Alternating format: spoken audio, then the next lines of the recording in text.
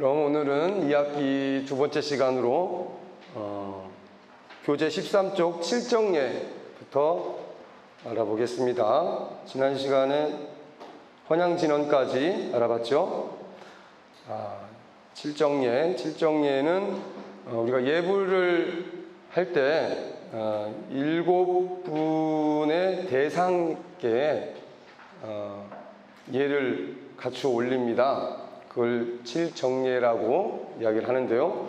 먼저 지난 시간처럼 다 함께 읽어보겠습니다. 지심김영래 삼계도사 사생자부 시아본사 석가모니불. 삼계 모든 중생들을 인도하여 가르치시는 스승이시며 온갖 생명들의 자비하신 부모이시고 우리들의 참다운 근본 스승이신 서가모니 부처님께 지극한 마음으로 목숨을 돌이켜서 예배드립니다. 이렇게 우리말로 해석할 수가 있습니다. 이 7정예는 예배의 기본입니다. 여기서 7번씩이나 거듭나오는 지심김영래는 지극한 마음으로 목숨을 돌이켜서 예배드립니다 라는 말입니다.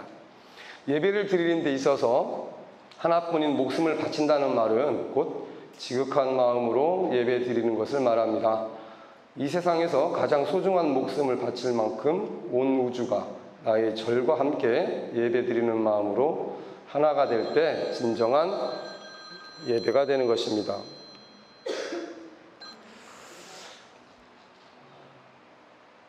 첫 번째 지심김영래는 서가모니 부처님께 드리는 예배입니다. 서가모니 부처님은 사실 우리 불교계에서는 굉장히 많은 부처님이 계시죠.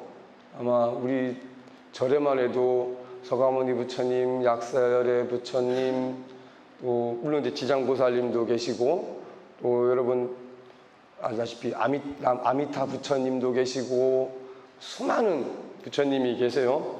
그 중에서도 서가모니 부처님은 현생에서 수행을 통해 깨달음을 얻으시고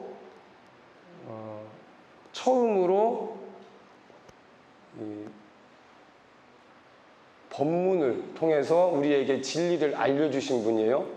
부처님께서 깨닫고 보니까 나 말고도 수많은 부처님들이 계시구나 해서 이제 많은 부처님들이 알려지게 되죠. 그걸 알려주신 분이 바로 서가모니 부처님이십니다. 그래서 부처님께서는 앞에 이제 삼계도사이십니다 이렇게 나오세요.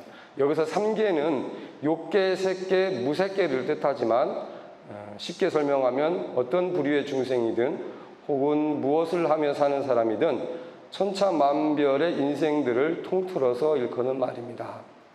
부처님께서는 삼계의 도사이시니 그 어떤 부류의 사람이든 간에 모든 사람들을 이끌고 안내하고 제도하는 스승님인 것입니다. 그래서 욕계, 색계, 무색계를 이제 삼계라고 하는데 차원의 이야기이기도 해요. 불교에서는 우리 이 우주의 구조를 욕계라고 그러면 인간이 살고 있는 세계를 쉽게 떠올릴 수가 있습니다. 뭔가 욕망의 세계, 뭔가 하고자 하는 마음을 가지고 뭔가 이루어내고 이루지 못한 것에 대해서 안타까워하는 그런 마음들이 있죠. 욕망의 세계예요. 그다음에 그보다 한 차원 높은 세계는 이제 색계라고 합니다. 색계는 오로지 물질만으로 구성되어 있는, 그리고 무색계는 그 물질마저도 이제 사라진 의식의 세계. 그래서 욕계, 색계, 무색계를 삼계라고 이야기를 합니다.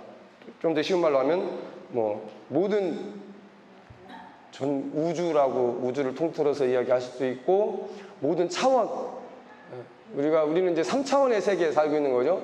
3차원의 세계 위에 4차원의 세계, 5차원의 세계까지도 우리는 감히 우리의 상식으로 헤아릴 수 없는 그런 차원의 세계가 있어요. 전에 개미의 세계와 우리의 세계를 말씀드렸던 것처럼 그러한 세계를 통틀어서 삼계를 이야기를 합니다.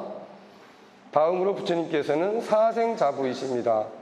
사생은 태란, 습화의 네 가지 형태로 태어나는 중생의 세계를 말합니다.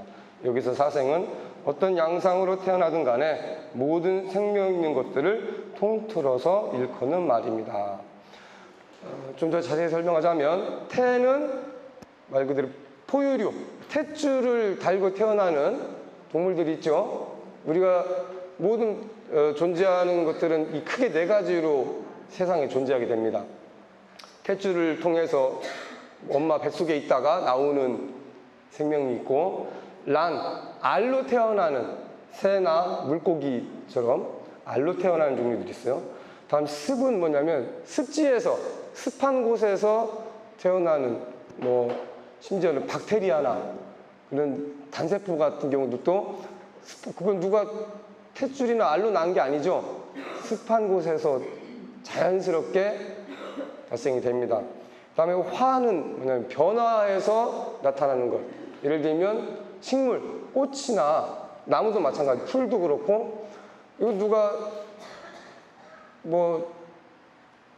씨앗으로 태어나는 거죠. 씨앗이 땅속에 심어져서 여러 가지 조건에 의해서 변화해서 나타납니다. 그렇죠. 자라나죠.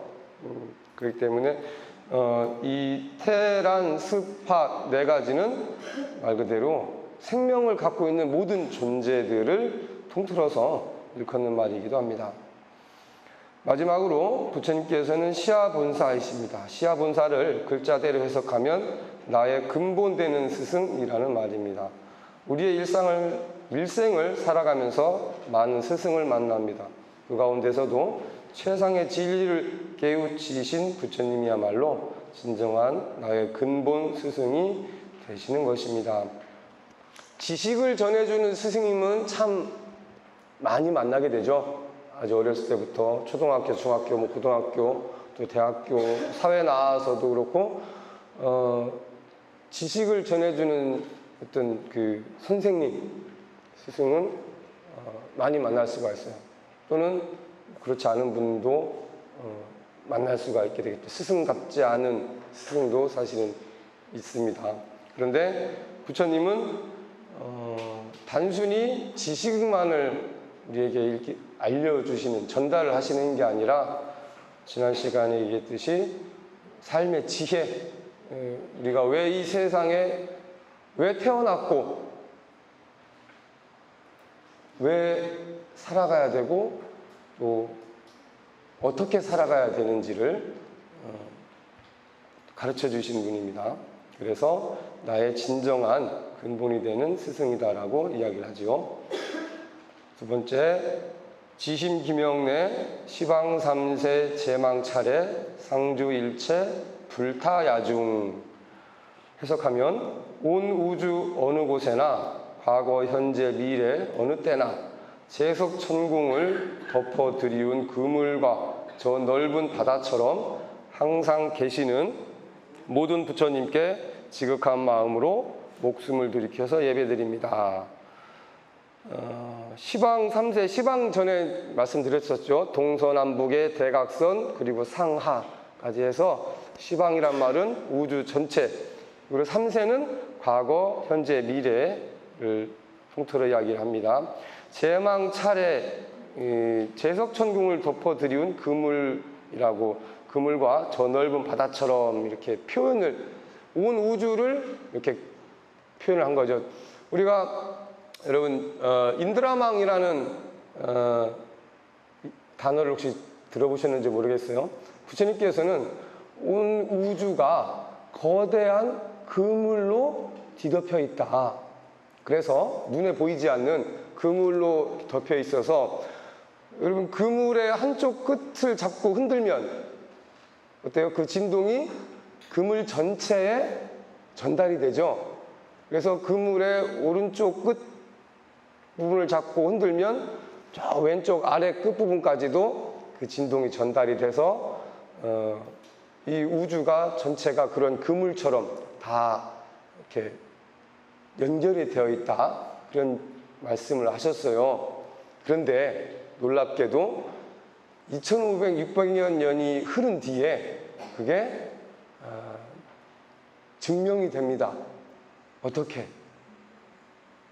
요즘 여러분 뭐 써요? 저 스마트폰 거의 다 쓰시죠? 이 스마트폰으로 지구 반대쪽에 있는 나라의 소식까지도 다 보고 들 수가 있어요. 그걸 연결해주는 걸 뭐라 그래요? 네트워크라고 하죠. 네트워크. 네트워크가 뭐예요? 망이야, 망. 그물. 이 우주가, 우리 지구 전체가 그런 수많은 네트워크로 다 연결이 돼 있는 거예요. 그걸 과학적으로 이제 실현을 한 거죠. 이게 사실 과학적으로 실현이 되기 전에도 우리는 다 그렇게 연결이 되어 있었습니다. 저와 여러분은 좀 떨어져 있죠. 겉으로 보면 이렇게 떨어져 있는 것처럼 보이잖아요. 그렇죠? 그런데 다 있어요. 어떻게 다 있을까? 여러분이 앉아있는 바닥과 내가 앉아있는 바닥이 다른 바닥일까요? 같은 바닥일까요? 같은 바닥이에요. 여러분이 숨쉬고 있는 공기와 제가 숨쉬는 공기가 같은 공기일까요? 다른 공기일까요? 같은 공기죠. 다 연결이 돼 있는 거예요, 사실 이렇게.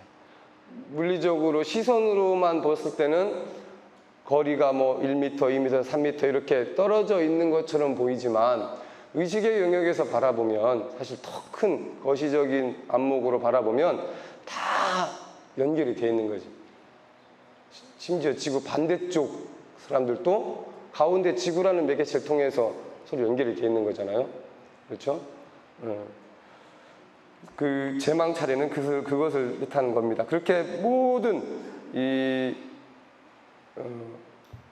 우주에 항상 계시는 부처님께 지극한 마음으로 목숨을 돌이켜서 예배드립니다. 여기서 말하는 모든 부처님이라 하면은 서가모니 부처님 말고도 아까 얘기했듯이 수많은 그런 부처님들께 예배를 드린다는 얘기죠. 설명을 다 했기 때문에 세 번째로 넘어가겠습니다. 지심 김영래 시방 3세 제망 차례 상주일체 달마야중 온 우주 어느 곳에나 과거 현재 미래 어느 때나 제에서 천궁을 덮어드리운 그물과 저 넓은 바다처럼 항상 있는 모든 진리에 지극한 마음으로 목숨을 돌이켜서 예배드립니다. 앞에 시방 3세 제망 차례 상주일체까지는 똑같죠? 예, 똑같고 그 뒤에 앞에서는 불타야중이었고 이번에는 달마야중 이렇게 이야기를 합니다. 달마는 법에 대한 예배입니다. 여기서 다르마라고 하는 산스크리트어를 달마라고 표기를 하는데요. 다르마는 곧 법 혹은 진리란 뜻입니다. 불교는 진리의 가르침이죠. 부처님의 법은 부처님께서 인위적으로 만들어내신 것이 아니라 이미 존재해 있는 진리의 세계를 발견하신 겁니다.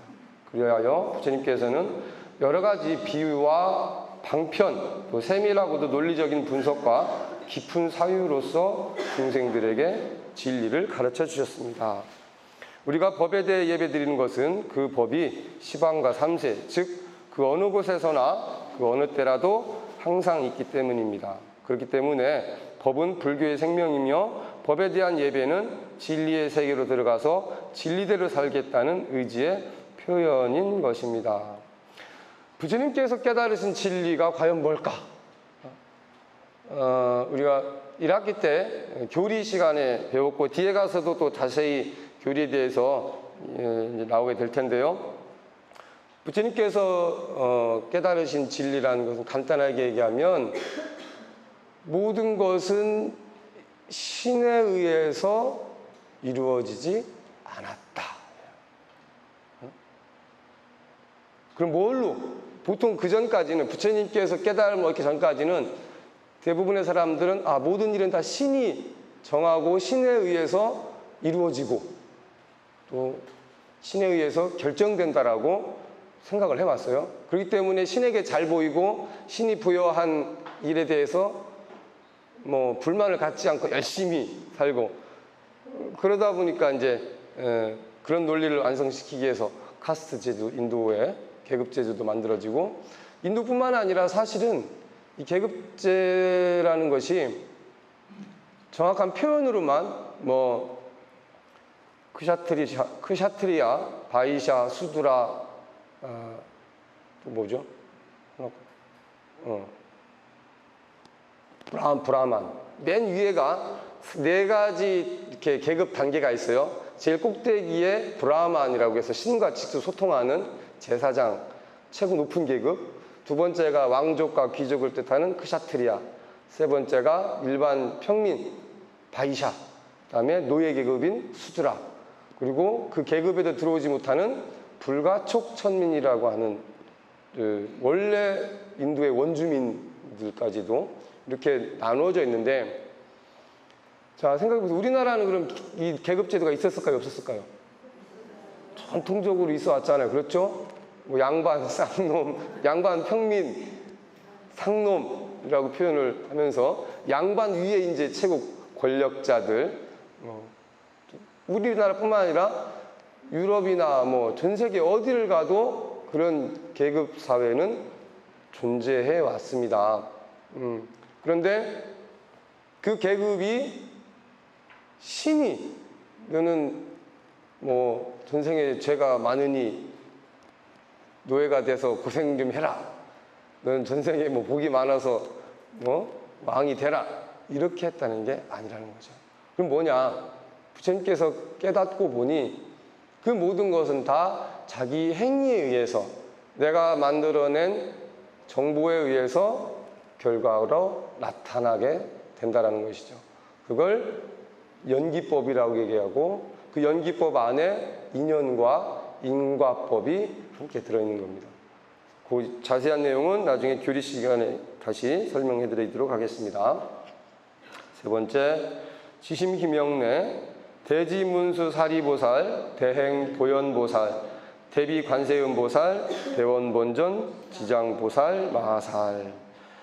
큰 지혜를 갖추신 문수사리보살님과 큰 실천과 행동을 보이시는 보현보살님과 대자대비로 모든 중생을 두루 살피시는 관세음보살님과 큰 서원으로 모든 중생을 고통 속에서 구해주시는 지장보살님께 지극한 마음으로 목숨을 돌이켜서 예배드립니다 라는 뜻입니다. 네 번째, 이 지심기명례는 보살님들에 대한 예배입니다.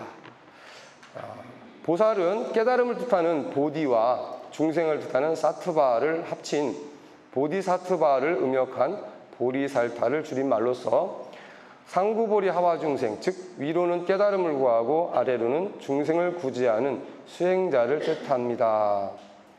여기에는 문수, 보현, 관음, 지장 네 분의 보살님들이 등장하시는데, 문수보살은 보현보살과 짝을 이루고 관세음보살은 지장보살과 각각 짝을 이뤄 우리에게 조화된 삶을 보여주고 계십니다. 먼저 문수보살은 지혜가 출중한 보살로서 부처님의 지혜를 대신한다고 볼 수 있습니다. 그 반면에 보현보살은 실천이 수승한 보살로서 이름 끝에 항상 행자가 붙습니다.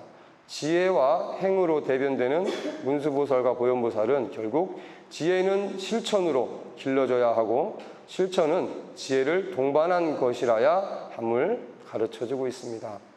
다음으로 관세음보살과 지장보살이 짝을 이룬 것은 각각 현세의 문제와 내세의 문제를 담당하고 있기 때문입니다.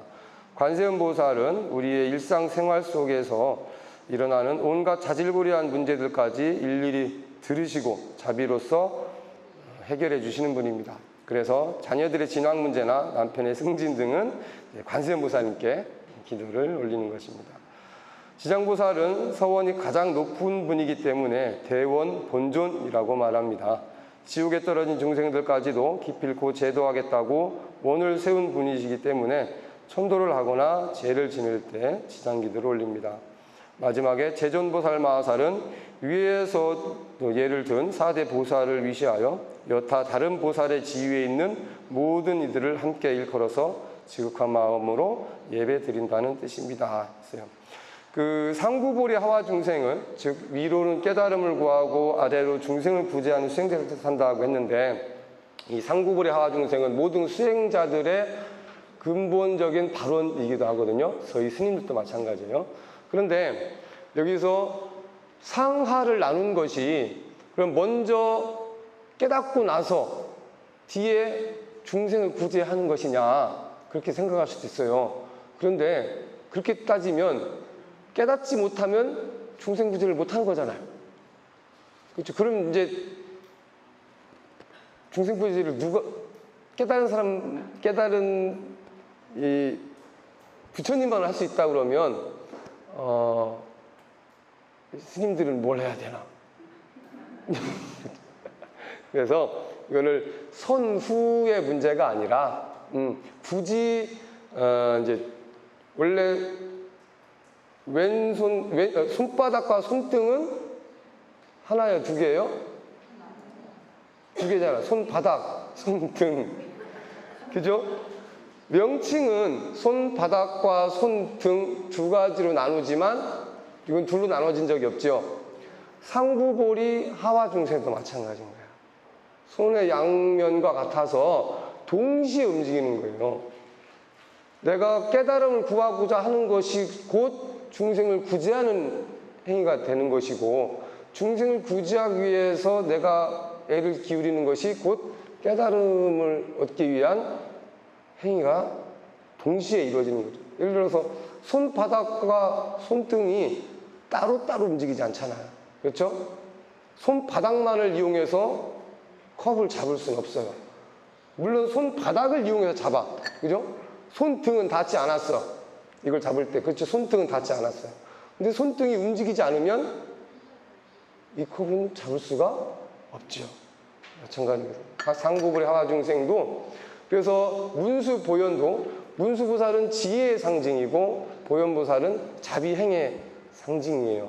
그런데 이 또한 그러면 머리만 똑똑하고 행을 하지 않으면 뭐가 돼요?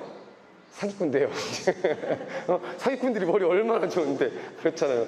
근데 자비행은 열심히 하는데 지혜가 없다. 그러면 이제 맨날 삽질만 하는 거야 또. 엉뚱한 일은 열심히 막 그냥 땀은 뻘뻘 흘리면서 뭘 하는데 오히려 도움이 안 되는 경우 있잖아요. 그냥 가만히 있는 게 도와주는 경우 알죠? 그래서 지혜와 자비행은 갖춰 겸비가 돼야 된다는 거예요. 관세음보살과 대세지보살님도 마찬가지. 관세음보살님은 현세의 문제를 해결해주고 대세지보살님은 내세의 문제를 해결해준다고 하셨는데 그것도 마찬가지죠. 현세의 문제가 해결되지 않으면 당연히 내세에도 문제가 있을 것이고 현세의 문제가 해결이 된다면 당연히 내세의 문제도 문제가 안 일어나겠죠. 일어나지 않을 거예요. 그래서 관세음보살과 대세지보살님도 표현은 나눠서 했지만 어쨌든 현재 삶에 내가 충실한 것이 결국 내세의 삶까지도 영향을 미친다는 거죠. 지장보살님은 내가 성불하기 전에는 그러니까 이미 부처가 될 수 있는 분이에요. 수행력으로 따지면. 그런데 지옥에 있는 중생을 다 구제할 때까지 나는 성불하지 않겠습니다 라고 원을 세웠어요. 그 원력이 워낙 위대하기 때문에 대원 본존이라고 이렇게 이야기를 하고, 보살님이지만 사실 아까 위에서 설명했듯이 보디사트바 부처의 지위에 거의 다다른 수행력이 높은, 그러니까 여러분들도 우리가 절에 오면 흔히 보살님 하잖아요. 굉장히 높여드린 거예요. 굉장히 이 수행력이 높은 분들이라고 이렇게 높여드린 건데 어떤 분들은 저 보살 아닌데요. 왜 그런지 알아요? 이게 너무 흔하게 쓰다 보니까 밖에 나가면 뭐 천녀보살 무슨 보살 해가지고 그런 보살 많잖아요. 응? 그렇게 막 너무 이렇게 함부로 막 쓰다 보니까 보살이란 호칭이 너무 격화돼 버린 거지. 사실은 이 보살은 보디사트바, 굉장히 높은 수행력을 갖춘 사람을 일컫는 말입니다. 보살님이라는 호칭에 대해서 여러분은 자부심을 가지셔야 돼요. 그 외에도 제존보살, 마하살, 수많은 보살이 있는 거예요. 그 말고도 일광보살, 월광보살도 있고, 일광보살, 월광보살 누군지 아세요? 해와 달. 그렇죠?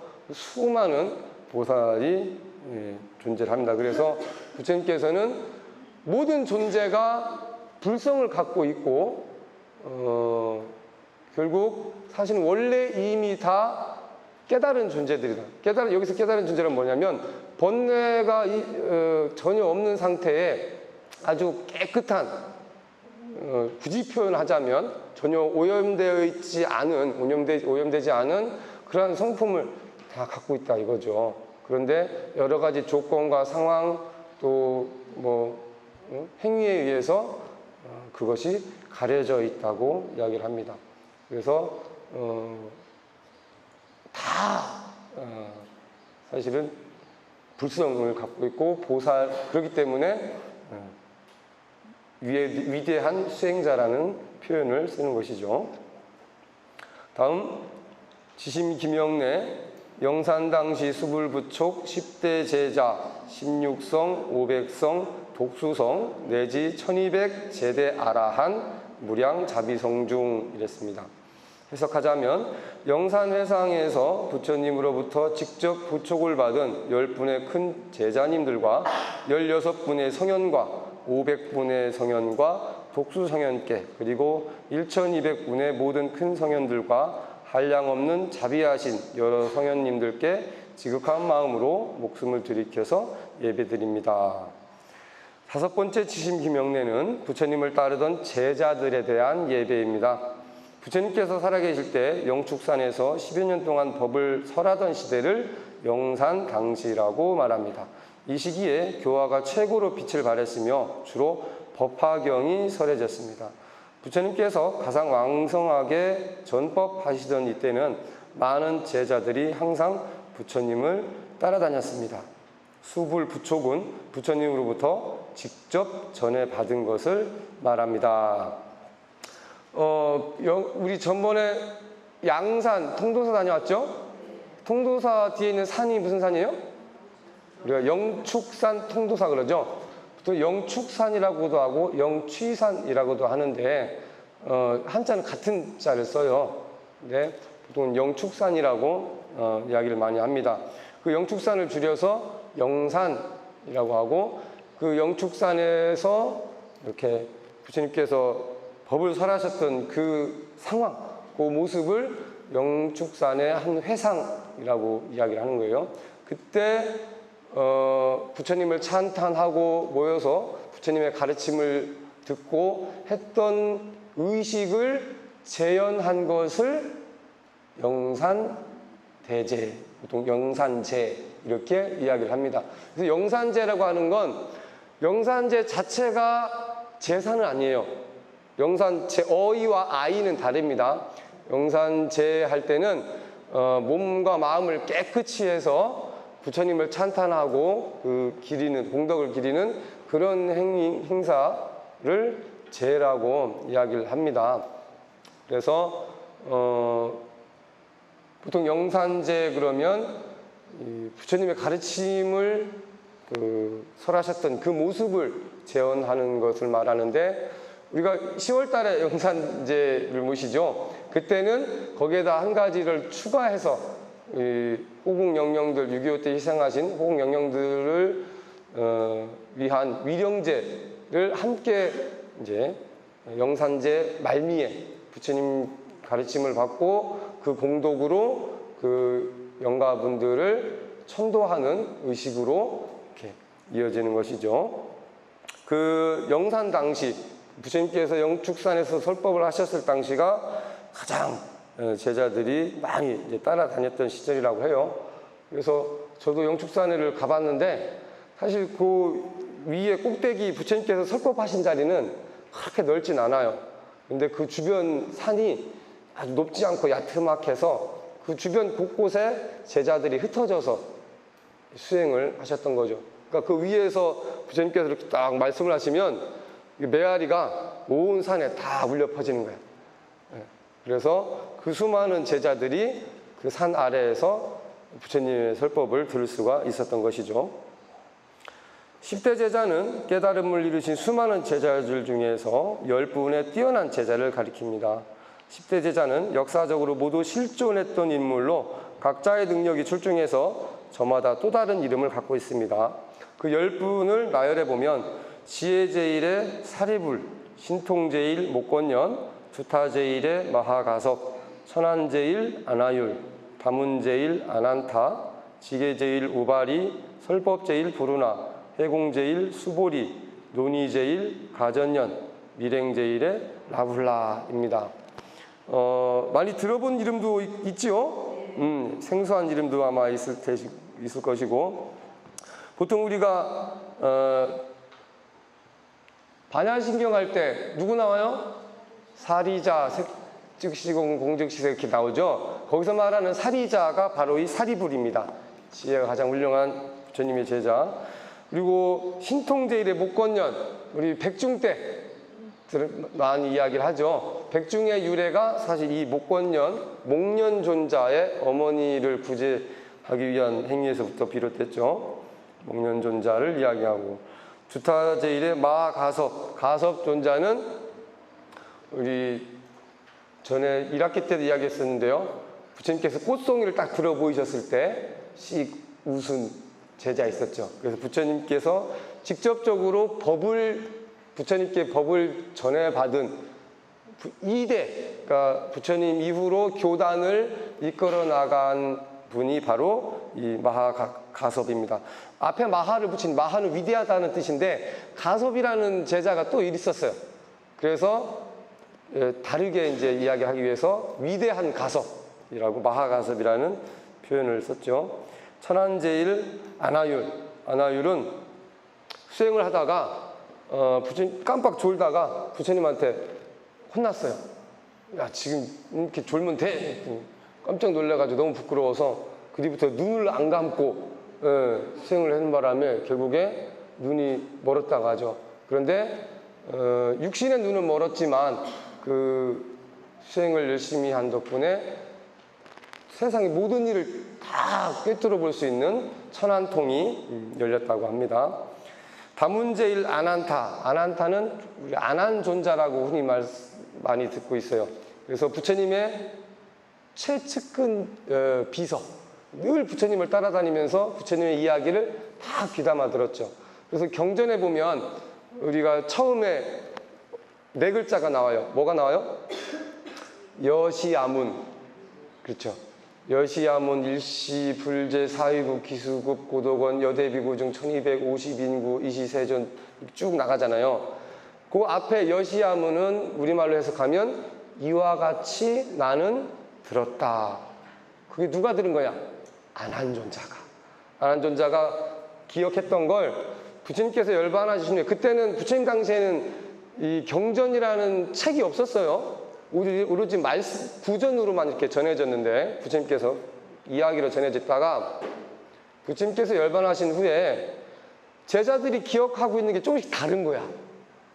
사람도 그렇잖아요. 내가 분명히 여러 사람한테 이야기를 하나 했는데 전달을 하면 다 각각 다르게 전달을 해.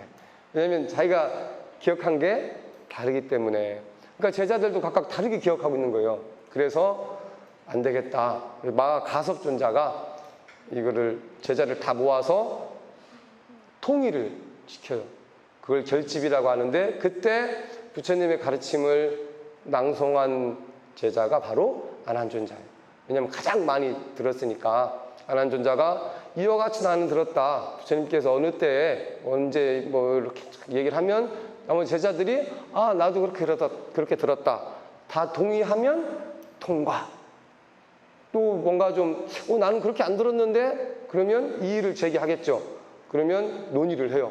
논의를 해서 서로 다 이야기를 들어봅니다. 그래서 어떻게 이렇게 말씀하신 게 맞냐 맞지 않느냐 논의를 해서 이게 맞다 하고 하면 통과. 그렇게 해서 수대에 걸쳐서 내려오다가 약 400여 년이 지난 후에 비로소 이제 문자로 기록을 남기게 됩니다.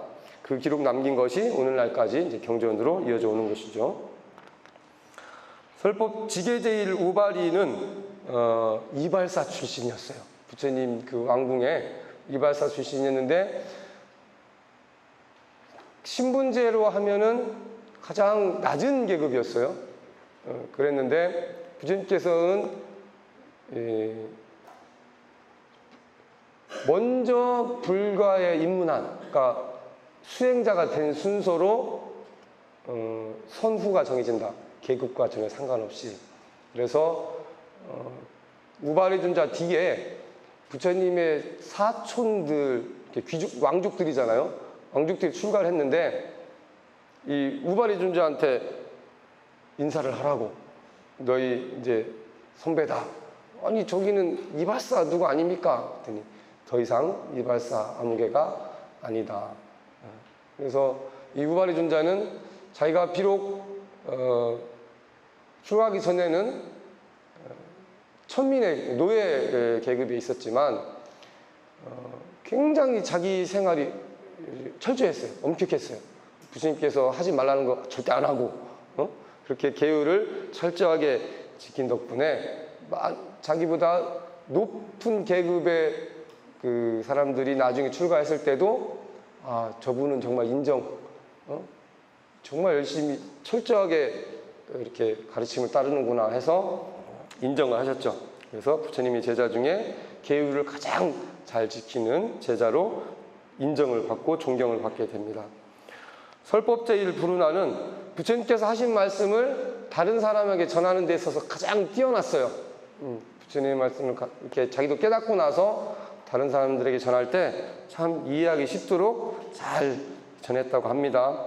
해공제일은 공에 대한 이해도가 가장 높았다고 그러죠. 그래서 여러분 금강경에 보면 수고리 이야기가 많이 나와요. 그렇죠? 금강경은 수고리가 부처님께 질문을 하고 그 수고리의 질문에 대한 부처님의 말씀을 이렇게 적어놓은 거죠.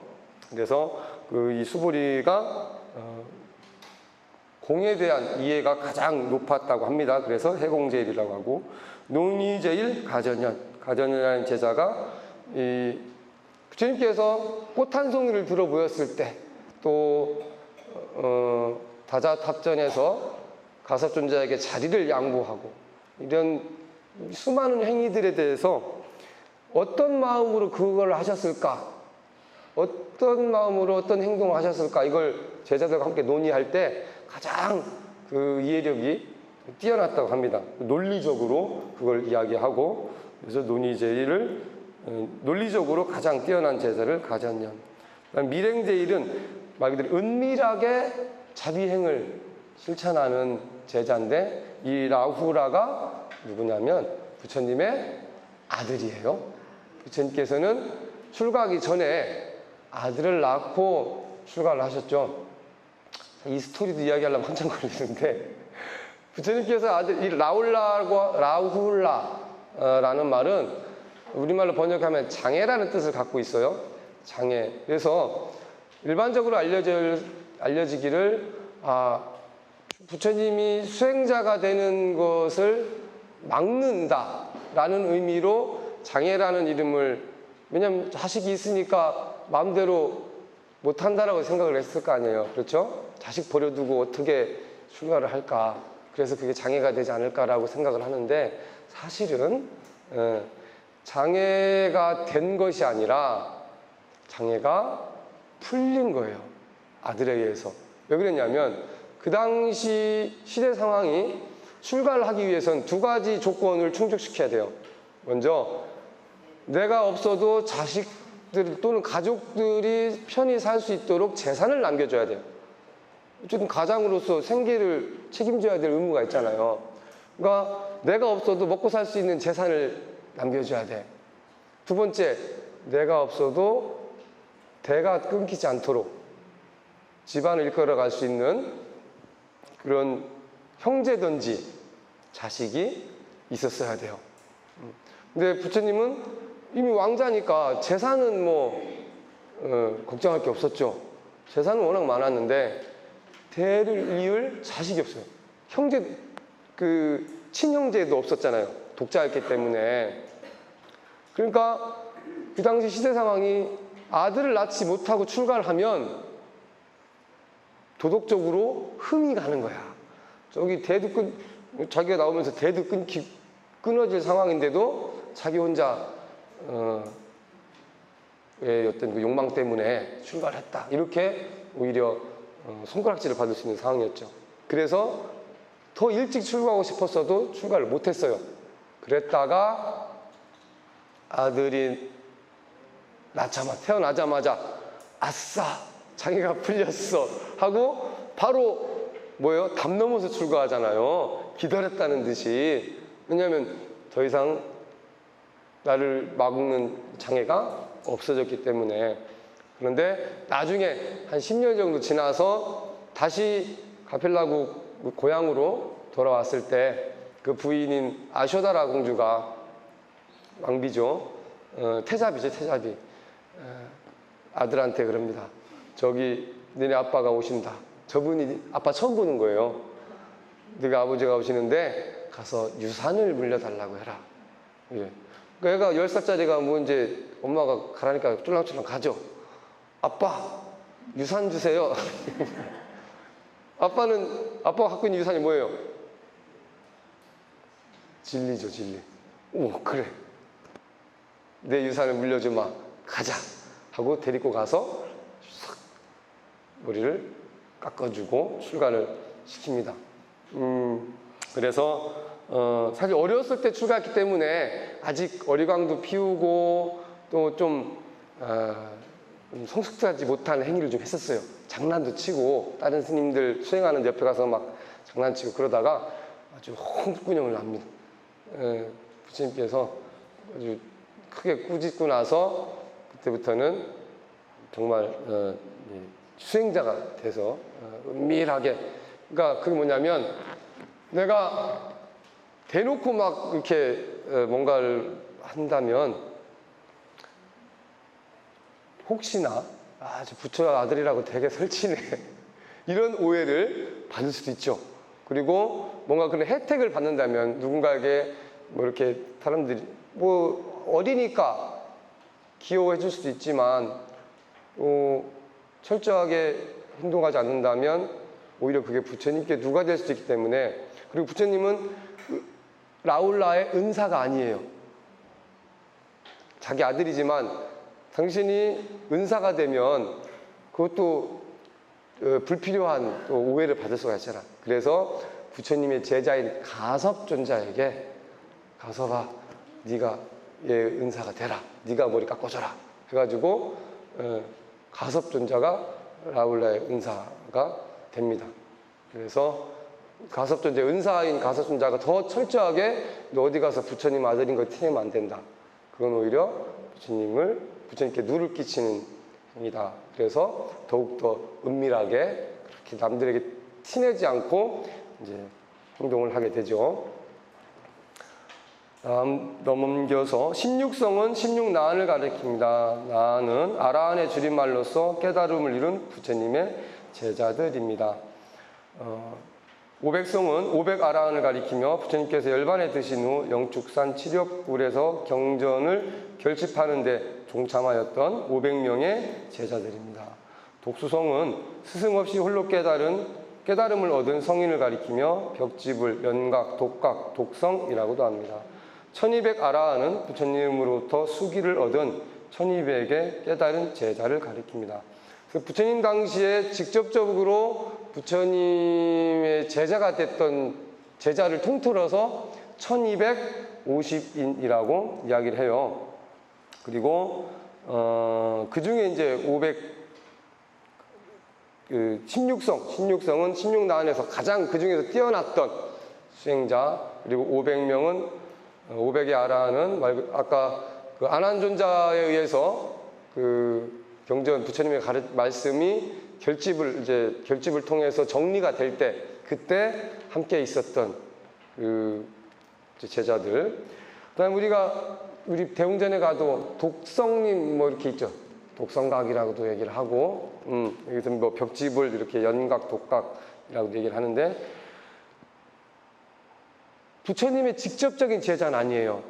부처님으로부터 직접 가르침을 받아서 깨달음을 얻진 않았지만 홀로 수행을 해서 어쨌든 깨달음의 경지에 이른 분. 그런데 부처님도 혼자 수행해서 깨달음을 얻었고 이 독수성도 혼자 수행해서 깨달음을 얻었는데 왜 대우가 다를까? 부처님은 엄청 큰 집에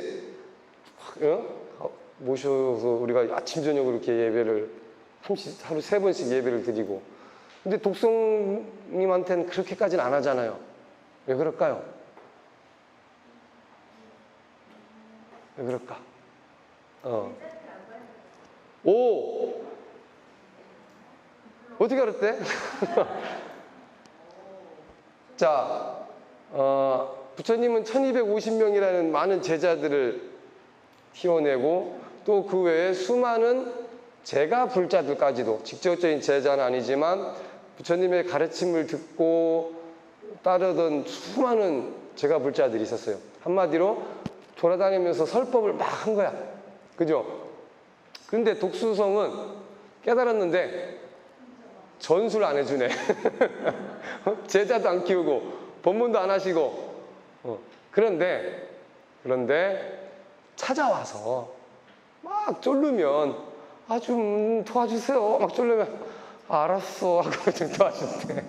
그래서 독성님은 와서 쫄르는 사람한테만 뭔가 이렇게 힘을 이렇게 주고 뭔가 도와주는 그런 분이어서 우리가 그분을 이제 법당에 모셔서 예를 갖추고 그분한테 이제 기도를 하는데, 어쨌든 원력의 차원, 원력이 부처님, 우리가 서가모니 부처님에 미치지 못한다는 것이죠. 그래서 여러분들도 마찬가지인 거예요. 저도 마찬가지지만 나만 편하고 나만 행복하고 그냥 나만 문제 없으면 된다, 이건 이기적인 생각이잖아요. 그렇죠? 그래서 부처님의 가르침은 나뿐만 아니라 나와 남이 자타일시가 동시에 성불하기를 바라는 마음으로 수행을 이제 하는 거예요. 또 그렇게 해야 되고, 부처님의 가르침이 그렇기 때문에 더 수승하다고 우리가 이야기를 하는 거죠. 이번 시간에 여기까지 뒤에까지 하겠습니다. 지심기명내 석원동진 급아해동 역대전등 제대조사 천하종사 일체미진수 제대선지시 그랬어요. 인도와 중국 그리고 우리나라에 대대로 부처님의 법의 등불을 전해받고 전해주신 모든 위대하신 조사님과 부처님의 종풍을 드날리신 천하의 모든 종사님과 먼지처럼 많고 많은 모든 훌륭한 선지식께 지극한 마음으로 목숨을 돌이켜서 예배드립니다 했어요. 이 부분은 뭐냐면 6번째 지심기명내는 부처님의 열반 후 역대로 내려오면서 도를 이루신 스님들에 대한 예배입니다. 그래서 하여튼 부처님 당시 이후로 오늘날까지 부처님의 법을 계속해서 전수받고 또 전하고 수행하고 하면서 맥이 끊기지 않도록 이어져 내려온 그분들을 모두 선지식이라고 우리가 이야기를 합니다. 그래서 그분들께 이렇게 예를 갖추는 거죠. 다음 7번째 지심기명내 시방삼세 제망차례 상주일체 승가야중. 온 우주 어느 곳에나 과거 현재 미래 어느 때나 제석천궁을 덮어드리운 그물과 저 넓은 바다처럼 항상 계시는 모든 승가에 지극한 마음으로 목숨을 돌이켜 예배드립니다. 아까 처음에 2번째와 시방삼세 제망차례 상주일체까지 똑같죠? 처음에는 시방상세 제망차례 상주일체 불타야중, 2번째였지 불타야중, 3번째는 달마야중, 그 다음에 이번에 마지막 7번째 승가야중 그랬어요. 승가는 말 그대로 사부대중을 일컫는 말입니다. 승가는 범어 쌍가를 음역한 것으로 그냥 줄여서 승이라고도 하는데 개개인을 일컫는 말이 아니라 단체를 의미합니다. 그랬어요. 그래서 우리 보통 사부대중 여러분 그런 말 많이 들어보셨죠? 큰 행사 같은 거 할 때 사부대중 여러분 자리에서 일어나 주시기 바랍니다. 문제 일을 많이 하는데, 사부대중이란 말은 뭐냐면 이 단체를 네 가지로 나눴다는 얘기예요. 1부 남자 스님, 2부 여자 스님, 3부 남자 신도, 4부 여자 신도. 그래서 승가는 이 네 부류의 개개인이 모여서 이루어진 단체인 거예요. 그러니까 여러분도 승가의 일원입니다. 그래서 우리가 삼기를 할 때 굳이 한글로 적다 보니까, 번역을 하다 보니까 최초 번역자께서 거룩한 스님들께 기합니다 했는데, 사실은 좀 더 정확하게 표현하자면 거룩한 승가에게 기합니다 라고 해야 사실은 맞습니다. 왜냐하면 그 거룩한 승가에는 여러분들까지도 포함이 되어 있는 거예요. 여러분이 속해 있는 단체이기 때문에 여러분도 그 단체의 일원으로서 어떤 승가의 일에 동참하고 같이 고민하고 같이 또 이끌어 나아가야 된다는 것이죠. 그래서 이 전체, 그리고 뒤에 한 장 넘겨보세요. 유원무진삼보 대자대비 수화정례 명운가피려 오직 원하옵나이다 한량없고 다함없는 삼보님이시여 대자대비하신 마음으로 저희들의 귀의와 예배를 받으시고 삼보님의 무한한 가피력을 언제나 내려주소서. 원공복계 제중생 자타이시 성불도 온누리 모든 중생들 나도 남도 다 함께 부처님의 깨달음을 이루기를 원하나이다. 그래서 마지막은 발원이 들어가는 거죠. 앞에 예를 올리고, 앞에 칠정예를 우리가 7단계로 이렇게 나눠졌는데 그걸 크게 3단계로 또 정리를 할 수가 있어요. 왜냐하면 맨 처음 서가모니 부처님, 그 다음에 불타야중 그랬죠. 그 두 가지는 부처님에 대한 예예요. 예를 갖추는 거예요. 그 다음에 달마야중, 그건 뭐예요? 가르침, 부처님의 법, 진리에 대한 예의를 갖추는 거예요.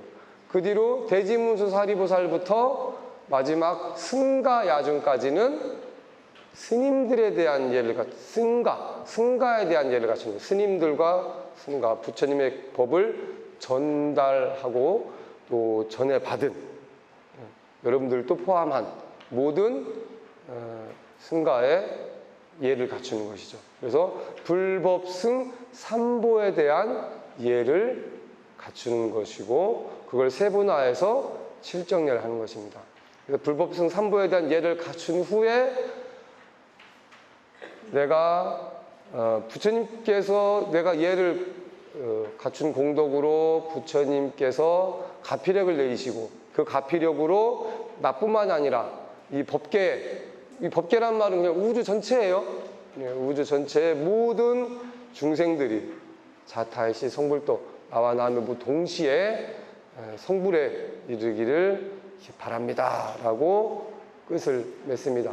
그래서 우리가 예불을 모신다, 부처님께 예를 갖추는 것은 불자로서 가장 기본적으로 가져야 할 마음가짐이기도 한 거예요. 단순히 그냥 어른께 공경하는 마음만 갖추는 것이 아니라 그 공경심이 나를 포함해서 내 이웃, 가족, 또 우리 전체 구성원들 모두가 이렇게 단합을 하고 서로 조화를 이루어서 아름다운 세상을 만들기를 바라는 마음, 그렇게 해서 모두가 성불에 이르기를 바라는 마음, 그 바라는 마음으로 부처님께 매일 조석으로 그리고 사시에 불공을 올리고 예불을 모시게 됩니다. 여러분들도 그러한 마음을 가지고 항상 예불에 동참해 주시기 바랍니다. 아셨죠? 네, 마치겠습니다.